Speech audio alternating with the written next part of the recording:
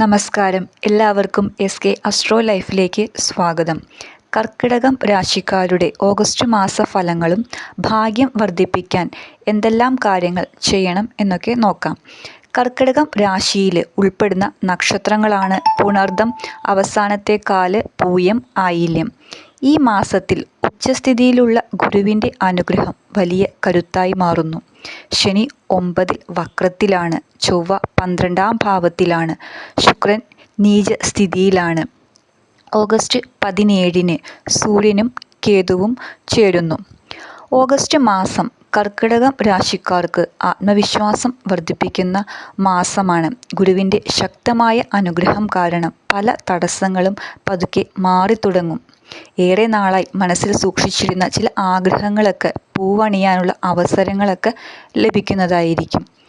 തൊഴിലും ബിസിനസ്സും ജോലിയിൽ ഉത്തരവാദിത്തങ്ങൾ ലഭിക്കാനുള്ള സാധ്യതയൊക്കെയുണ്ട്. പുതിയ ജോലി അന്വേഷിക്കുന്നവർക്ക് അനുകൂല വാർത്തകളൊക്കെ ലഭിച്ചേക്കാം. എന്നാൽ 12-ാം ഭാവത്തിലെ ചൊവ്വ കാരണം അനാവശ്യ ചിലവുകളും യാത്രകളും ഒക്കെ വർദ്ധിക്കാനുള്ള സാധ്യത കാണുന്നുണ്ട്.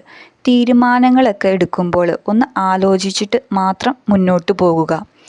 സാമ്പത്തിക സ്ഥിതി നോക്കിയാൽ ഗുരുവിൻ്റെ അനുഗ്രഹം സാമ്പത്തികമായി സംരക്ഷണം നൽകും. എന്നാൽ ശുക്രൻ നീച സ്ഥിതിയിലായതിനാൽ ആഡംബര ചിലവുകളൊക്കെ നിയന്ത്രിക്കേണ്ടതായിട്ടുണ്ട്.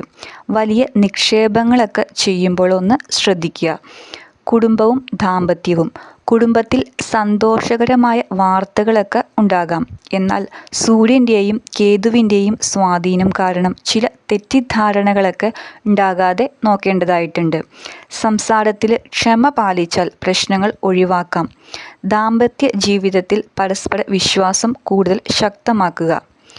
ആരോഗ്യം നോക്കിയാൽ 12-ാം ഭാവത്തിലെ ചൊവ്വ കാരണം ഉറക്കക്കുറവ്, മാനസിക സമ്മർദ്ദം, ചെറിയ ആരോഗ്യ പ്രശ്നങ്ങൾ എന്നിവയൊക്കെ ശ്രദ്ധിക്കേണ്ടതായിട്ടുണ്ട്. ഭക്ഷണക്രമത്തിലും വിശ്രമത്തിലും ശ്രദ്ധ നൽകുന്നത് നല്ലതാണ്. വിദ്യാഭ്യാസം വിദ്യാർത്ഥികൾക്ക് ഗുരുവിൻ്റെ അനുഗ്രഹം പഠനത്തിൽ മികച്ച പുരോഗതി നൽകും. മത്സര പരീക്ഷകൾക്ക് തയ്യാറെടുക്കുന്നവർക്ക് കൂടുതൽ ശ്രദ്ധയോടെ പരിശ്രമിച്ചാൽ നല്ല ഫലം ലഭിക്കാൻ സാധ്യതയുണ്ട്. ഒരു കാര്യം ഓർമ്മപ്പെടുത്തുകയാണ്, ഈ ചാനലൊന്ന് സബ്സ്ക്രൈബ് കൂടി ചെയ്യണേ. 9-ാം ഭാവത്തിലെ വക്രശനി ജീവിത പാഠങ്ങൾ പഠിപ്പിക്കുന്ന സമയമായിട്ടാണ് കാണുന്നത്.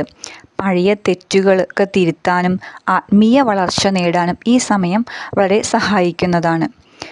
സൂര്യൻ്റെയും കേതുവിൻ്റെയും സ്വാധീനങ്ങൾ ചിലപ്പോൾ അഹങ്കാരവും ആശയക്കുഴപ്പവുമൊക്കെ വർദ്ധിപ്പിക്കാം. പ്രധാന തീരുമാനങ്ങളൊക്കെ തിടുക്കത്തിൽ എടുക്കാതിരിക്കുക. ആത്മീയ കാര്യങ്ങളിൽ കൂടുതൽ ശ്രദ്ധ നൽകുന്നത് മനസ്സമാധാനം നൽകും. ഭാഗ്യം വർദ്ധിപ്പിക്കാനായിട്ട് തിങ്കളാഴ്ച ശിവക്ഷേത്ര ദർശനം നടത്തുക. മഹാദേവന് ജലധാര സമർപ്പിക്കുക. വ്യാഴാഴ്ച ഗുരു പ്രാർത്ഥന നടത്തുക. ശനിയാഴ്ച എള്ളെണ്ണ വിളക്ക് തെളിയിക്കുക. ഓം നമഃശിവായ ജപിക്കുക. ഇത് പൊതുവായ ഫലങ്ങളാണ്. വ്യക്തിഗത ജാതകത്തിലെ ഗ്രഹസ്ഥാനങ്ങളൊക്കെ അനുസരിച്ച് ഫലങ്ങളിൽ വ്യത്യാസമുണ്ടാകാം. ഈ വീഡിയോ ഉപകാരപ്പെട്ടെങ്കിൽ ലൈക്ക് ചെയ്യണേ. ചാനലൊന്ന് സബ്സ്ക്രൈബ് കൂടി ചെയ്യണേ.